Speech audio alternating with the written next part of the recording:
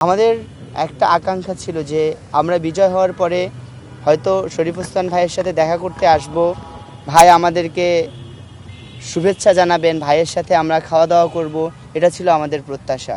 কিন্তু অত্যন্ত দুঃখের বিষয় হলো আমাদের ভাইকে নির্মমভাবে শহীদ করে দেওয়া হলো, কিন্তু আমাদের রাষ্ট্র এখন পর্যন্ত ভাইয়ের খুনিদের বিচার নিশ্চিত করতে পারেনি। এটা আমাদের জন্য যেমন একটা লজ্জার বিষয়, পাশাপাশি এটা রাষ্ট্রের সিকিউরিটি সিস্টেম এবং রাষ্ট্রের সার্বভৌমত্বের জন্য একটা হুমকি হিসাবে দেখছি।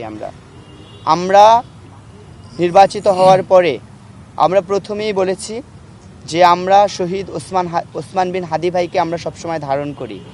আমরা শহীদ ওসমান বিন হাদি ভাই যে পথে সংগ্রাম করেছেন এবং বাংলাদেশ ইসলামী ছাত্র শিবির যে পথে সংগ্রাম করে যাচ্ছেন, আমাদের পথ এক ও অভিন্ন।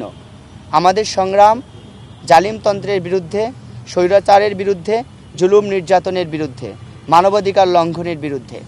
আমরা এক একজন নির্বাচিত প্রতিনিধি, আমরা শহীদ শরীফ ওসমান বিন হাদির কণ্ঠস্বর হিসেবে কথা বলতে চাই।